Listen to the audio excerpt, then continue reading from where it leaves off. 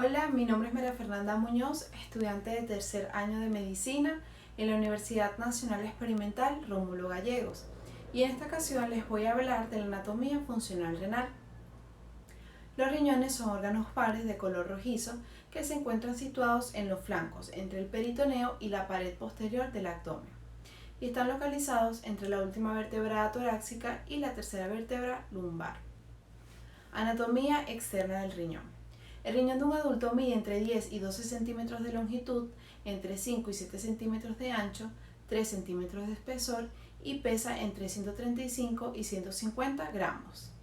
Cada riñón está cubierto por 3 capas de tejido. La capa más profunda o cápsula renal es una lámina lisa y transparente de tejido conectivo denso y regular que se continúa con la capa externa del uréter. Esta sirve como barrera protectora contra los traumatismos y ayuda a mantener la forma del órgano.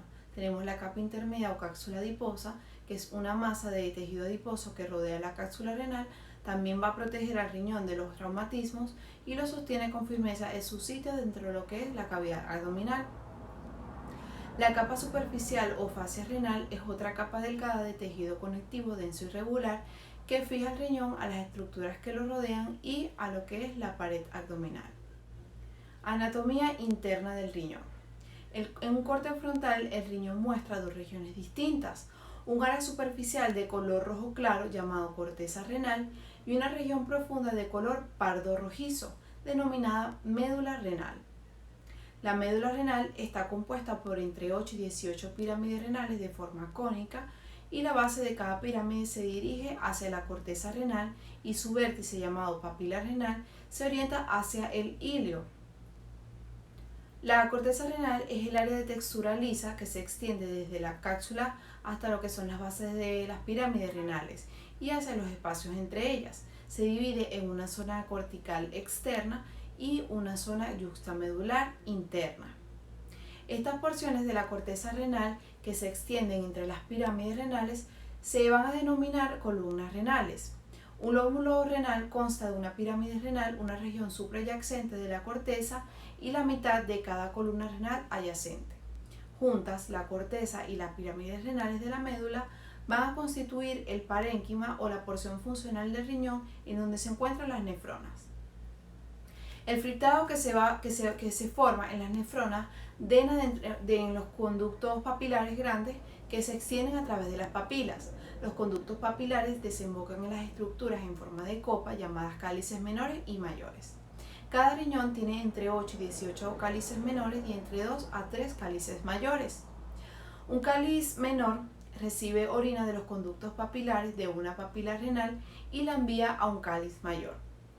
Una vez que ingresa el filtrado en los cálices, este se va a convertir en orina porque ya no va a experimentar más reabsorción, ya que el epitelio simple de la nefrona y de los conductos se va a convertir en el epitelio de transición de los cálices. A partir de los cálices mayores, la orina va a drenar en una cavidad más grande denominada pelvis renal y luego a través del uréter hacia la vejiga. El hilo desemboca en una cavidad dentro del riñón que se denomina seno renal y contiene parte de la pelvis, los cálices y las ramas de los vasos sanguíneos y los nervios renales. El tejido adiposo va a ayudar a estabilizar la posición de estas estructuras en el seno renal. Irrigación renal. Los riñones reciben entre 20 y 25% del gasto cardíaco en reposo a través de las arterias renales derecha e izquierda. Dentro del riñón, la arteria renal va a dar varios segmentos y estos segmentos se van a llamar arterias segmentarias. Las arterias segmentarias van a entrar al parénquima y estas ramas se van a llamar arterias interlobulares porque van a irrigar los lóbulos renales. En el trayecto de las arterias interlobulares, estas, al pasar por las bases de las pirámides, van a adoptar un trayecto tortuoso denominadas arterias arcuotas. Las arterias arcuotas se van a ramificar tomando el nombre de arterias interlobulillares que irrigan los lobulillos. Las arterias interlobulillares van a entrar en la corteza renal como arterias aferentes y las arterias aferentes se van a dividir y van a formar una red capilar que va a ser de forma profusa, que son los capilares glomerulares, los cuales entran a la cápsula de Bowman y al salir tomarán el nombre de arteriolas eferentes. Las arteriolas eferentes se dispersan y crean a los capilares peritubulares. Y luego de esto los capilares peritubulares se van a reunir para formar las vénulas perindibulares y más tarde las vénulas interlobulares, que también reciben el nombre de los vasos rectos. A continuación, la sangre drena a través de las venas arcuotas en las venas interlobulares que transcurren en las pirámides renales. La sangre abandona el riñón a través de una única vena renal que sale por el hilo y va a desembocar en la vena cava inferior. Inervación renal. Los nervios renales se originan en el ganglio renal y pasan a través del plexo renal hacia lo que son los riñones. Junto con las arterias, los nervios renales pertenecen a la división simpática y en su mayor parte son nervios vasomotores que regulan el flujo sanguíneo a través del riñón, lo que va a provocar vasoconstricción y vasodilatación de las arteriolas renales. Les voy a hablar entonces de las unidades funcionales de los riñones, los cuales son las nefronas. Cada nefrona consta de dos partes, un corpúsculo renal donde se filtra el plasma sanguíneo y un túbulo renal hacia donde pasa el líquido filtrado. Los dos componentes del corpúsculo renal son el glomérulo, que es una red capilar, y la cápsula glomerular, que es de Bowman. También tenemos que el plasma sanguíneo se va a filtrar en la cápsula glomerular y luego el líquido filtrado va a ingresar en el túbulo renal, que tiene tres sectores principales: el tubo contorneado proximal, el asa de Henle y el tubo contorneado distal. Entre el 80 y el 85% de las nefronas son nefronas corticales, donde sus corpúsculos renales se encuentran en la región externa de la corteza renal y tienen asas de Henle cortas, que se localizan sobre todo en lo que es la corteza y atraviesan solo la región externa de la médula. El otro 15 y 20% de las nefronas son yuxtamedulares, donde sus corpúsculos renales se encuentran en la profundidad de la corteza, cerca de la médula, y tienen un asa de Henle larga que se extiende hacia la región más profunda de la médula. Generalidades de las funciones del riñón. Estos van a regular lo que es la composición iónica de la sangre, regulan el pH sanguíneo, intervienen en la regulación de la volemia, también van a participar en la regulación de la presión arterial, mantenimiento de la osmolaridad de la sangre, producción de hormonas, regulación de la glucemia, excreción de desechos y sustancias orgánicas, pero la función más importante de todas estas es la producción de orina. Fisiología renal. Para producir orina, las nefronas y los túbulos colectores desarrollan tres procesos básicos: filtración glomerular, reabsorción tubular y secreción tubular. La filtración glomerular es el líquido que ingresa en el espacio capsular, que se llama filtrado glomerular. A pesar de que la fracción de filtración típica normal va a oscilar entre 0,16 y 0,2, el valor varía en forma considerable tanto en condiciones de salud como en condiciones de enfermedad. El promedio de volumen diario entre los adultos va a ser de 150 litros en las mujeres y de 180 litros en los hombres, donde encontramos lo que es la membrana de filtración, la cual está formada por capilares glomerulares y podocitos que van a rodear por completo los capilares, formando en conjunto una barrera permeable denominada membrana de filtración, la cual permite la filtración de agua y solutos pequeños, pero va a impedir que se filtren la mayor parte de las proteínas del plasma, las células sanguíneas y las plaquetas. Estas van a atravesar las barreras de la célula endotelial glomerular, la lámina basal y una hendidura de filtración formada por un podocito. La presión de filtración neta va a depender de tres presiones principales. Una de ellas va a promover la filtración y las dos restantes se van a oponer a ella. Tenemos la primera, que es la presión hidrostática de la sangre glomerular, donde su valor suele aproximarse a 55 milímetros de mercurio. Tenemos la presión hidrostática capsular, donde su valor se aproxima a 15 milímetros de mercurio, y la presión osmótica coloidal de la sangre, donde el promedio de los capilares glomerulares oscila entre 30 milímetros de mercurio. Y para obtener la presión de filtración neta se deben restar estos tres valores de las presiones que les he mencionado antes. Tasa de filtración glomerular. Es la cantidad de filtrado glomerular que se forma en todos los corpúsculos renales de ambos riñones por minuto, lo cual es denominado TFG. El promedio es de 125 mililitros por minuto en hombres y 105 mililitros por minuto en mujeres. Si es muy alta, puede pasar sustancias necesarias con tanta rapidez a través de los túbulos renales que algunos no se van a reabsorber y se van a perder en la orina. Y en tal caso de que sea muy baja, casi todo el filtrado puede reabsorberse y ciertos productos de desecho pueden no excretarse adecuadamente.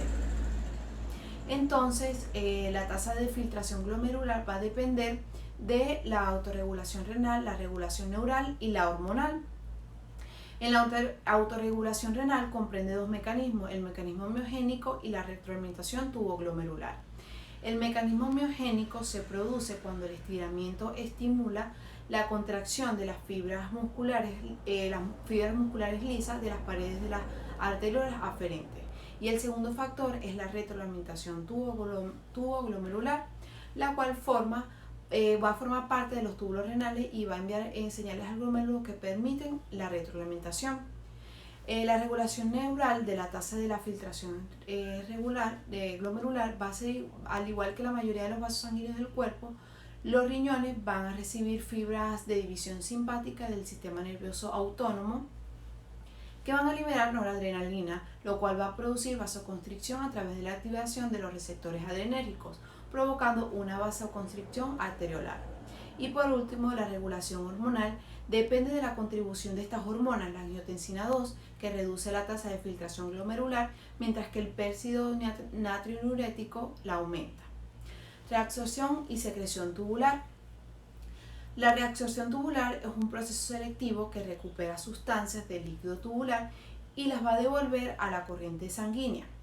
Y la secreción va a ser la transferencia de los iones y agua desde la sangre hacia el filtrado glomerular. Las sustancias reabsorbidas son agua, glucosa, aminoácidos, urea e iones como sodio, cloruro, potasio, bicarbonato y fosfato. Algunas sustancias que el cuerpo no necesita se van a eliminar de la sangre hacia la orina por excreción tubular, como algunos iones, urea, creatinina y ciertos fármacos. Las vías de reabsorción son la paracelular entre las células tubulares y la transcelular a través de las células tubulares.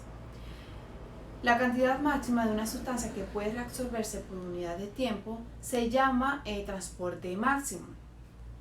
Cerca del 90% de la reabsorción de agua es obligatoria y se produce por ósmosis junto con la reabsorción de solutos, la cual no es regulada por hormonas.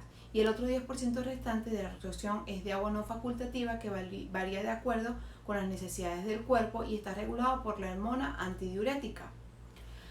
Los iones de sodio se van a reabsorber a lo largo de la membrana vasoteral por transporte activo primario.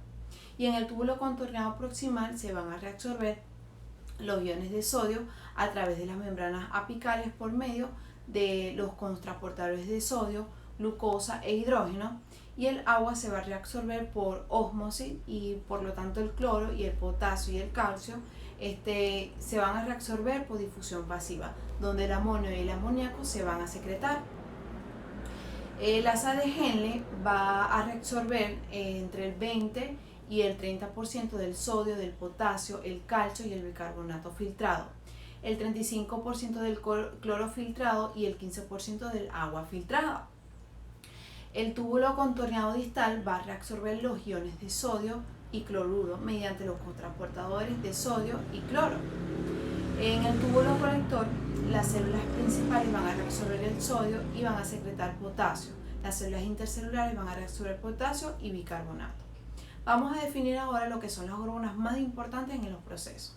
Tenemos la angiotensina 2, que va a aumentar la reabsorción de sodio, otros solutos y agua, lo que va a elevar la volemia y la tensión arterial. Tenemos la aldosterona, la cual aumenta la secreción de potasio y reabsorción de sodio y cloro, incrementando así lo que es la reabsorción de agua, lo que eleva a su vez la volemia y la tensión arterial. Tenemos la hormona antidiurética o vasopresina, que esta aumenta la reabsorción de agua, lo que disminuye la osmolaridad de los líquidos corporales. tenemos el péptido natriurético, que ello va a aumentar lo que es la excreción del sodio por la orina, natriuresis, incrementa la excreción de orina, diuresis, y va a disminuir la volemia y la tensión arterial. Y la última de este grupo es la hormona parotidia, la cual aumenta lo que es la reabsorción del calcio. Vamos a hablar entonces de la orina diluida y la orina concentrada. En la ausencia de la hormona antidiurética, los riñones producen orina diluida, dado que los túbulos renales reabsorben más solutos que agua. En la presencia de la hormona antidiurética, los riñones producen orina concentrada, ya que reabsorben grandes cantidades de agua desde el líquido tubular hacia el líquido intersticial, y va a aumentar la concentración de solutos en la orina. Bueno, esta fue toda mi exposición, espero que les haya gustado.